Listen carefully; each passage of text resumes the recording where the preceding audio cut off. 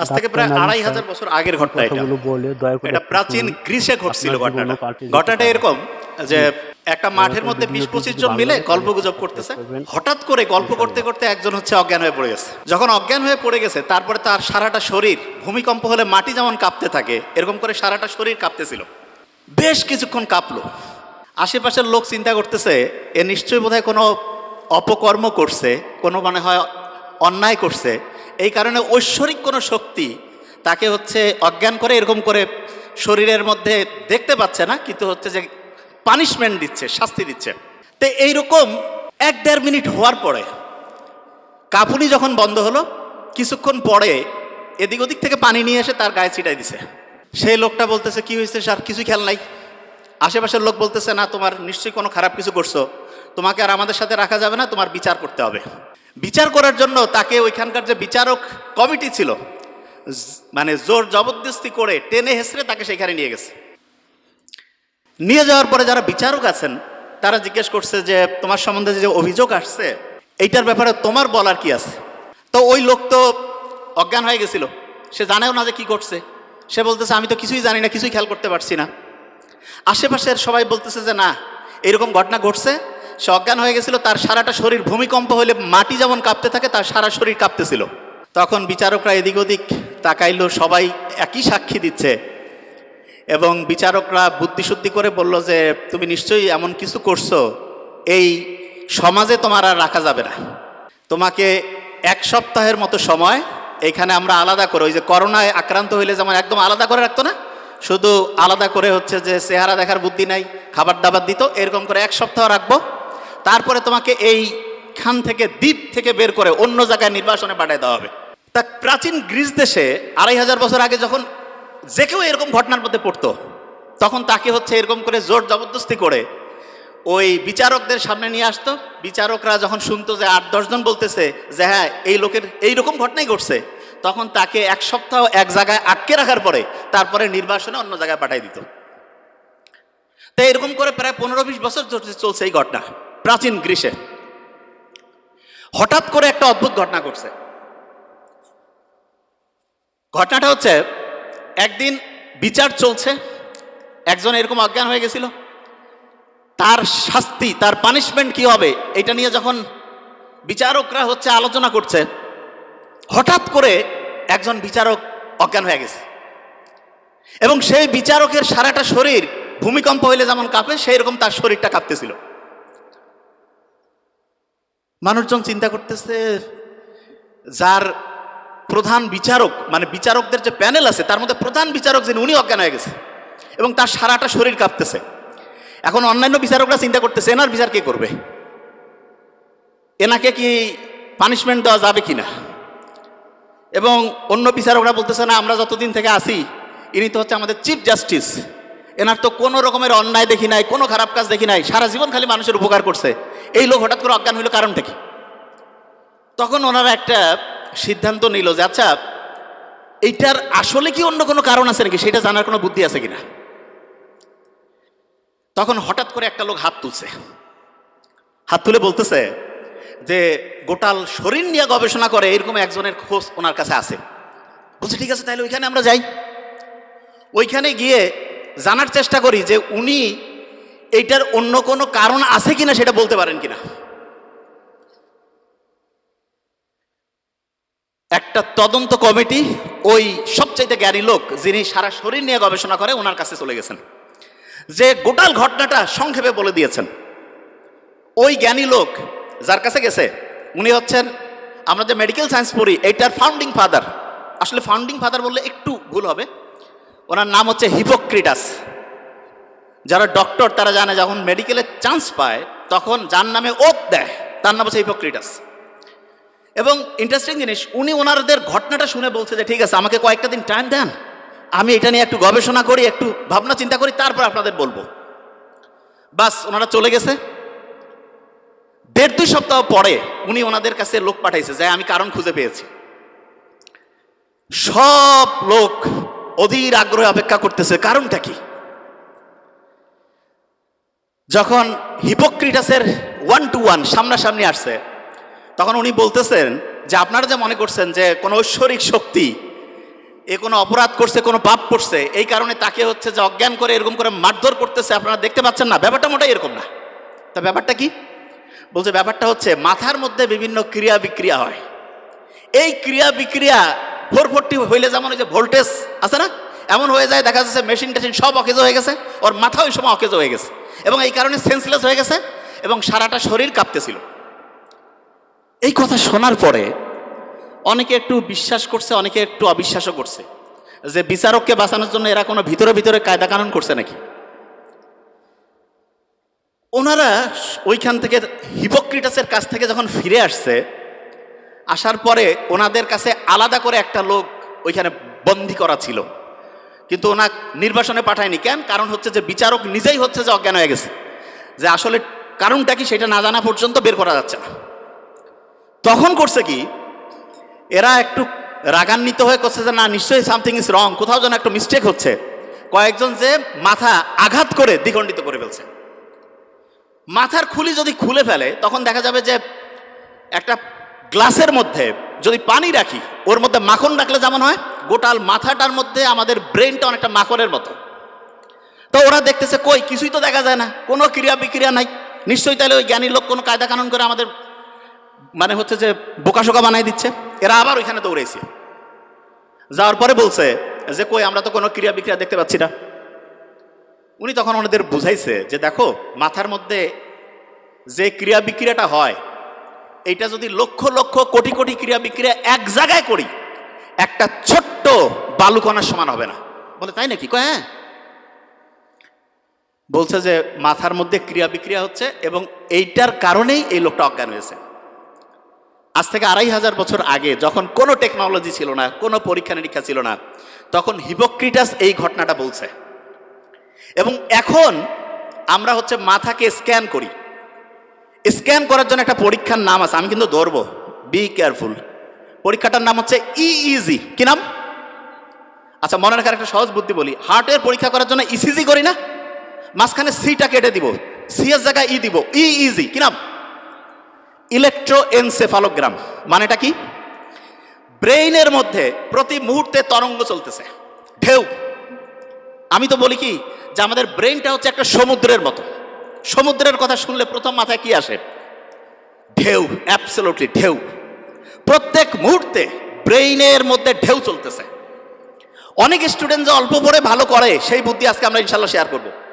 এবং হাফেজ যে হয় মানুষ, অল্প ব্রেন, মাথায় কিছু থাকে না, কোরআন পড়তে গেলে সে শিখে ফেলছে। আল্লাহ কোরআনের মধ্যে এমন একটা অসাধারণ সামঞ্জস্যপূর্ণ শৈলী দিয়েছেন, ব্রেইনের মধ্যে ওই ওয়েভটা তৈরি হয়, ওই তরঙ্গটা তৈরি হয়, যেই তরঙ্গ তৈরি হইলে পরে পড়ার লং টার্ম মেমোরি সেন্টারে রিজার্ভ হয়। প্রত্যেক দিন 5 ওয়াক্ত নামাজ পড়ি না, ব্রেইনের মধ্যে মোটা দাগে 5টা ওয়েভ আছে, মোটা দাগে 5টা ওয়েভ। এই 5টা ওয়েভের মধ্যে একটা ওয়েভ আছে সবচাইতে স্টুডেন্টের জন্য প্রয়োজনীয় ওয়েভ।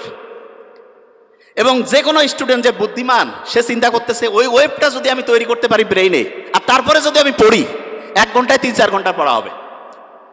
এইটা তৈরি করার 2টা বুদ্ধি। একটা হচ্ছে ন্যাচারালি ব্রেইনের মধ্যে ওই ওয়েবটা তৈরি করা যায়, যেটা তৈরি করলে পরে অল্প একটু পড়লেই পড়া শর্ট টার্ম থেকে লং টার্ম মেমোরি সেন্টারে রিজার্ভ হওয়ার যে প্রক্রিয়াটা, এটা ফাস্ট হবে। আরেকটা আছে আর্টিফিশিয়ালি। আর্টিফিশিয়ালি মানে আমরা নিজেরা চাইলে পরে ব্রেইনের মধ্যে ওই ওয়েবটা তৈরি করতে পারবো। বেশিরভাগ জনের মাথায় আসতেছে যে আসলে ওই ওয়েবটার নাম কি, ঠিক না?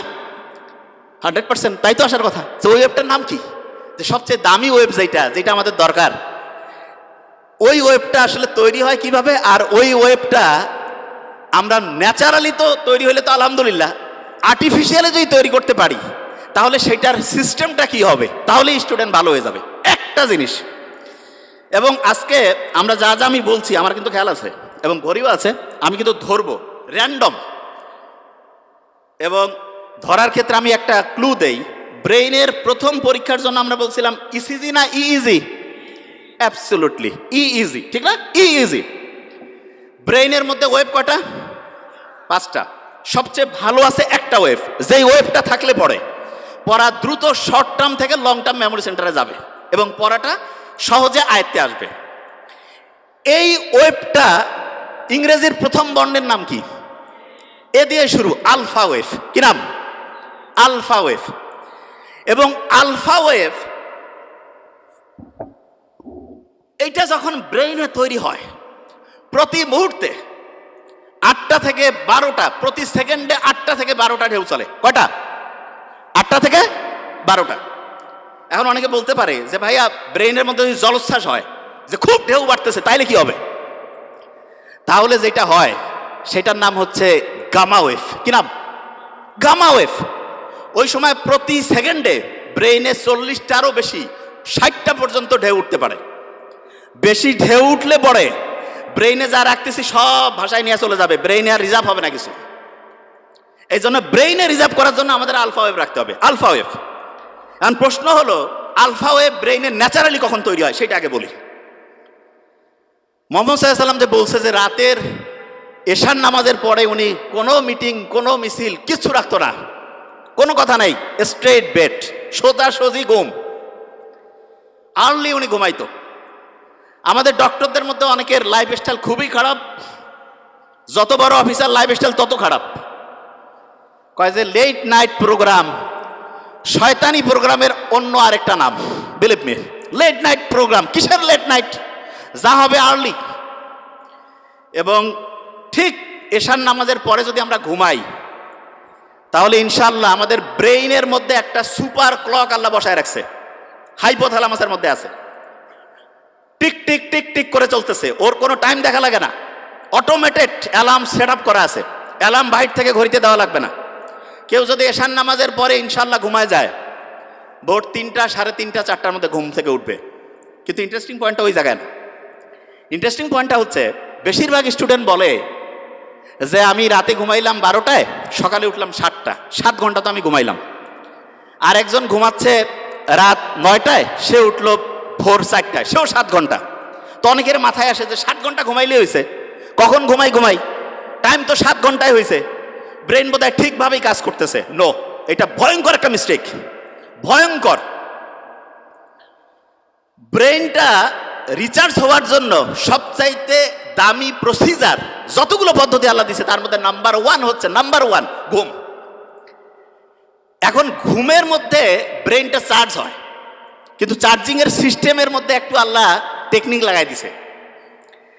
ব্রেইনের মধ্যে যে হাইপোথ্যালামাসের মধ্যে যে মাস্টার ক্লকটা আছে, সে চার্জিং সিস্টেমটা ঘন্টায় ঘন্টায় চেঞ্জ করে। মানে এটা কি, একটু এক্সাম্পল দেই। ধরা যাক কেউ রাত ঠিক 9টায় ঘুমাইছে, ব্রেন চার্জ শুরু হয়েছে, ওই সময় সে চার্জিং পয়েন্টের মধ্যে যে চার্জারটা লাগায় রাখছে, সেইটার প্রতি মুহূর্তে চার্জিং ক্যাপাসিটি 100 ওয়াট। কত ওয়াট? 100। এইরকম করে 7 ঘন্টায় তাহলে কত ওয়াট চার্জ হবে? 700। কেউ যখন রাত 12টায় ঘুমাইতে গেছে, 12টা থেকে 3টা, এই সময় প্রতি ঘন্টায় তার চার্জিং হবে 100 ইউনিট করে। কত? 3টার পর 4টা পর্যন্ত 50 ইউনিট করে। কত? 4টার পর ফজরের সময়, যে সময় শয়তান আসি কয় আরো ঘুমা, ওই সময় চার্জিং 20 ওয়াট। কয় ওয়াট? 20 ওয়াট। অনেক ছেলে মেয়ে আছে কয় আমি মাগরিবের সময় আমার দিন শুরু, ফজরের পরে আমার দিন হচ্ছে রাতের ঘুম শুরু। মানে রাতে সে ঘুমাইতে যায় ফজরের পরে, এবং সে বলে যে আমি 8-9 ঘন্টা ঘুমাই। আর্লি মর্নিং ফজরের নামাজের পরে ওই সময় চার্জ হচ্ছে 10 ওয়াট। কয় ওয়াট? 10 ওয়াটে সে যদি 10 ঘন্টা ঘুমায়, চার্জ কত ওয়াট হবে? আর আর্লি ঈশান নামাজের পরে 1 ঘন্টায় কত ওয়াট? 100। যে কাউকে যদি আমি বলি যে 100 টাকা একটা দিব আর একটা 100 টাকার ডলার দিব, কোনটা নিব? মূর্খ কবে ভাই আমার ডলার লাগবে, ঠিক না? তাহলে যারা বুদ্ধিমান বুদ্ধিমতী, তারা রাতে আর্লি ঘুমাবে নাকি ফজরের সময় ঘুমাবে? আর্লি ঘুমাইলে কি ডলার পাবো না টাকা পাবো? 100 ওয়াট করে প্রতি মুহূর্তে চার্জিং হবে। এখন অনেকের মাথায় একটা প্রশ্ন আসে যে ভাই এটা কিভাবে কাজ করে, কারণটা কি? আল্লাহ ওই যে ঘড়ি হাইপোথ্যালামাসের মধ্যে বসায় রাখছে, সেইখানে ঘুমের মধ্যে 2টা ভাগ করছে। একটা হচ্ছে ডিপ স্লিপ, কি নাম? আরেকটা হচ্ছে বলা যেতে পারে হালকা স্লিপ। বুঝার জন্য, কি স্লিপ? হালকা। তার মানে একটা হচ্ছে ওই যে চার্জিং এর জন্য আছে না, যে পাওয়ারফুল চার্জিং, ওই যে খুব দ্রুত হয়, এইটা হচ্ছে ডিপ স্লিপ। কি স্লিপ? Deep sleep. আল্লাহ এমন মেকানিজম করছে, ডিপ স্লিপটা হবে রাত 9টা 10টা থেকে শুরু করে ভোর 3টা পর্যন্ত। কয়টা? রাত 9টা 10টা থেকে ভোর 3টা। এবং ইন্টারেস্টিং পয়েন্ট, আমরা যে ঘুমাই প্রত্যেকটা ঘুমের চক্র 90 মিনিট। ফুটবল, ক্রিকেট যে আমরা খেলা দেখি, ফুটবলও দেখি, ফুটবল কতক্ষণ করে চলে একটা সেশন, একটা ম্যাচ কতক্ষণ? 90 মিনিট। এই 90 মিনিটের মধ্যে এইরকম একটা ম্যাচ হয়ে গেল, আমার ব্রেইনের মধ্যে একটা সাইকেল পূরণ হয়ে গেল। কয়টা সাইকেল? একটা। এবং প্রথম রাতে আমি যখন ঘুমাবো, প্রথম রাতে, তখন আমার ডিপ স্লিপটা বেশি হবে। কোন স্লিপ? ডিপ স্লিপ যখন বেশি হবে তখন মূলত আমার চার্জিংটা হাইয়েস্ট লেভেলে হবে।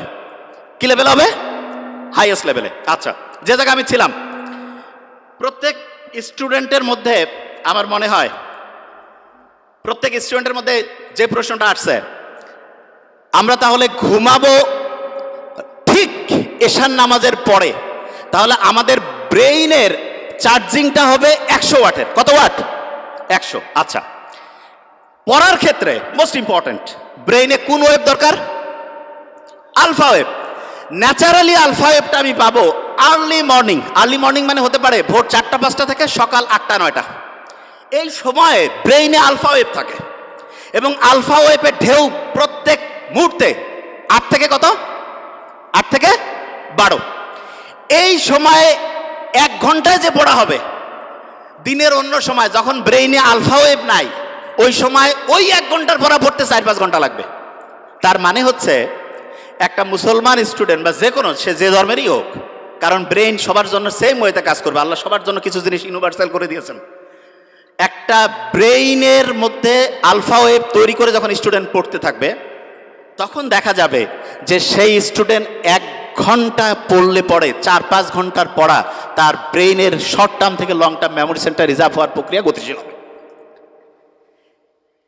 তার মানে যেই স্টুডেন্ট আর্লি মর্নিং পড়বে সে আলফা ওয়েভ পাচ্ছে এবং তার পড়ার গতি খুব দ্রুত হচ্ছে। এটা হচ্ছে ন্যাচারালি। এখন অনেকে বলতে পারে যে ভাই আমি ন্যাচারালি তো জানলামই, আমি কৃত্রিমভাবে ব্রেইনে আলফা ওয়েভ তৈরি করতে চাই, সেইটার কোনো বুদ্ধি আছে কিনা?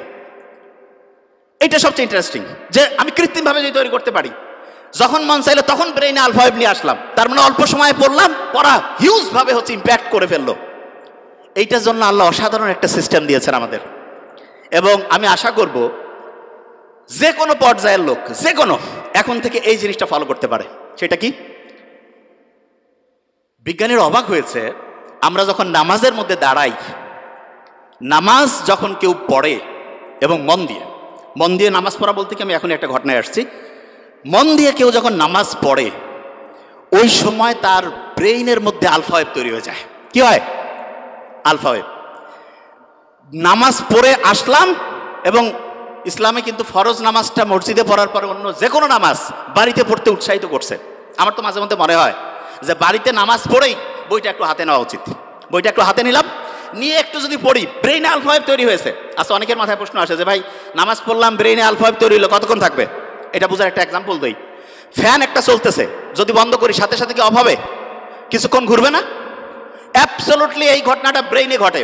যখন আলফা ওয়েভ, নামাজ পড়লাম, নামাজের পরে যদি 20টা মিনিট পড়ি, 20 মিনিটে দেখবো অন্য সময়ের 1.5-2 ঘন্টার পড়া হয়ে গেছে। তাইলে আর্লি মর্নিং 4-5 ঘন্টা, আর প্রত্যেকবার নামাজ পড়ছি, নামাজ পড়ার পরে যদি 20 থেকে 25 মিনিট করে পড়ি, ইনশাআল্লাহ ব্রেইনে দেখবো 20 মিনিটে 2-2.5 ঘন্টার পড়া হয়ে যাবে। তার মানে বাকি টাইম অন্য যে কোনো কাজই করি না কেন, ইনশাআল্লাহ আমার পড়া, একাডেমিক, তারপরে অ্যাডমিশন, যেই লেভেলে আমি পড়তে চাই, ইনশাআল্লাহ অসাধারণ প্রিপারেশন হয়ে যাবে। এখন হাফেজ যারা হয় তারা পরে আল্লাহর কালাম পড়ে, ঠিক না? এবং কোরআনের গঠন শৈলী কেউ যদি অ্যানালাইসিস করে অবাক হয়ে যাবে, এত সুন্দর মিল। আমি তো আরবি পড়ি, বুঝার চেষ্টা করি। কেউ যদি সূরা নাসটা পড়ে, নিশ্চয়ই মনে মনে একটু আমরা যদি পড়ি, হ্যাঁ, কুল আউযু বিরাব্বিন নাস, মালিকিন নাস, সবগুলোর মধ্যে একটা কি অসাধারণ ছন্দ আল্লাহ দিয়ে রাখছেন। এবং এই ছন্দটা এমন যেটা ব্রেইনটাকে তরঙ্গগুলোকে হচ্ছে কুল ডাউন করে আলফা ওয়েভে আনতে হেল্প করে। তার মানে নামাজের টাইম নাই, মন চাচ্ছে যে আমি একটু পড়া আমার আলফা ওয়েভে পড়বো, কোরআনটা বের করে সূরা ফাতিহাটা একটু পড়ি, আর কিচ্ছু করা লাগবে না, তারপরে হচ্ছে 20 মিনিট পড়বো, ব্রেইন আলফা ওয়েভে ইনশাআল্লাহ 20 মিনিট অটোমেটিক কাজ করবে। অনেকে মনে করে কোরআন পড়তেছি টাইম লস হবে, মূর্খ। ব্রেইনে আলফা ওয়েভ থাকলে যাই করবো 20 মিনিটে তো 1.5-2 ঘন্টা। কেউ পারবে আমার সাথে? কেউ পারবে? প্রশ্নই আসে না। কোরআন যখন পড়ে কেউ, দেখা যাচ্ছে ক্লাসের পড়া হয় না, সাধারণত হাফেজিতে, সাধারণত এখন আল্লাহর রহমতে ট্রেন্ড চেঞ্জ হয়েছে, দেখা যায় যেই ছেলে মেয়ের কোনো বুদ্ধিশুদ্ধি নাই, কাউকে আল্লাহর রাস্তায় দিয়ে দাও, আল্লাহর রাস্তায় দিল, কিন্তু দেখা যাচ্ছে সেও হাফেজ হয়ে আসছে, ঠিক না?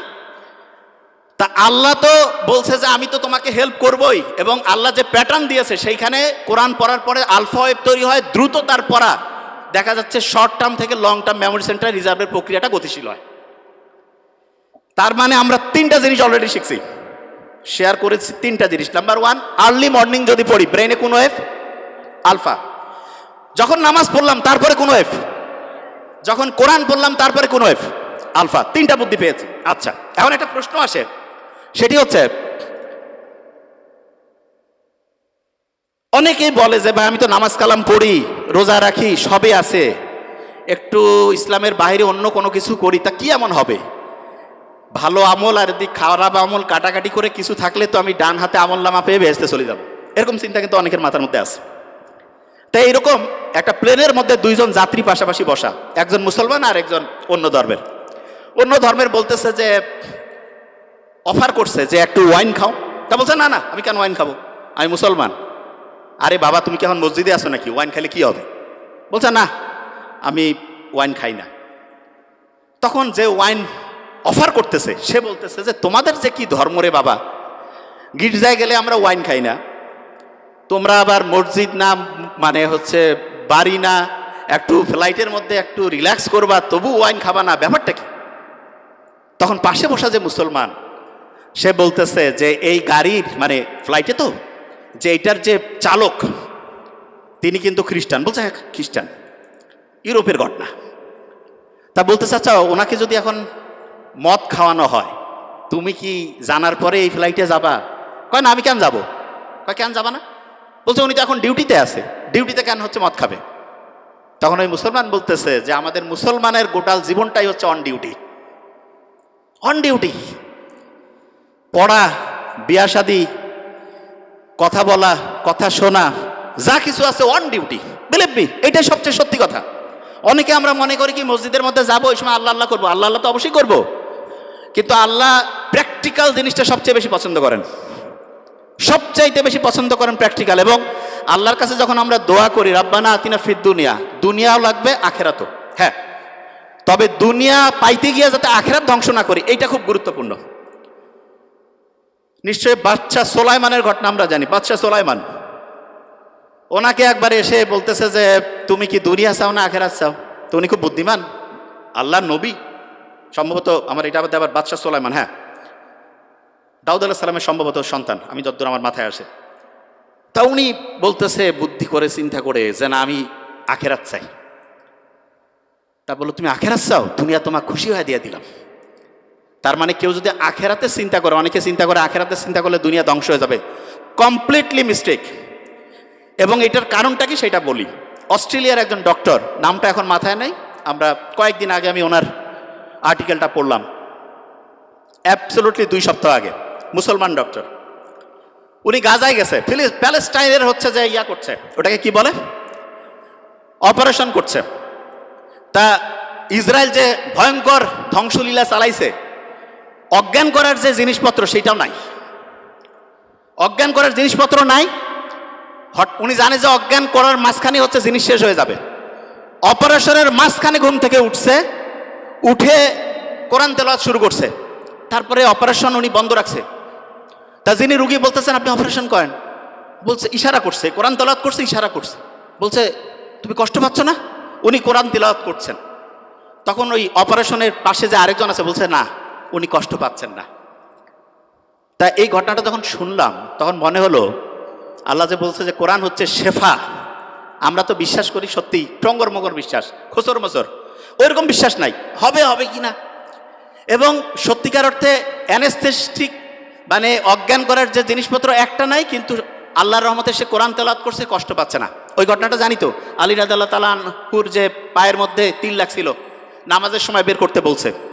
আল্লাহ দেখাই দিচ্ছে। এখন কেউ যদি প্যালেস্টাইনের ঘটনাগুলো একটু অ্যানালাইসিস করে দেখবে আল্লাহ যে আছে, এবং কেউ যদি আল্লাহকে ওইভাবে মন থেকে চায় অবশ্যই অবশ্যই পাবে। আচ্ছা, যে জায়গায় আমি শেষ করবো এখন,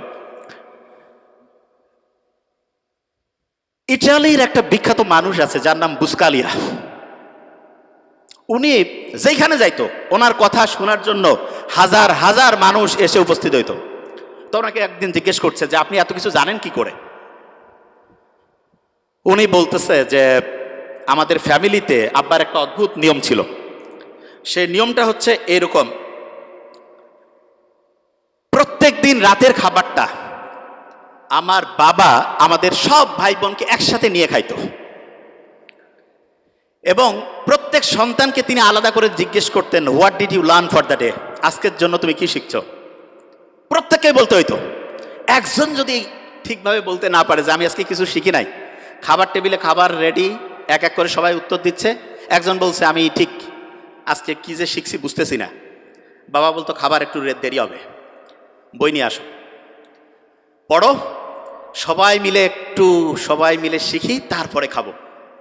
তা বুসকালিয়া বলতেছে যে আমরা যখন ছোট ছিলাম আব্বার এই অদ্ভুত আচরণে খুব বিরক্ত হইতাম, যে কি টর্চার শুরু করছে আমাদের। তা প্রত্যেক দিন বিকালবেলা প্রত্যেক ভাই বোন একজন আরেকজনকে বলছে, তুই কি শিখছিস আজকে বল।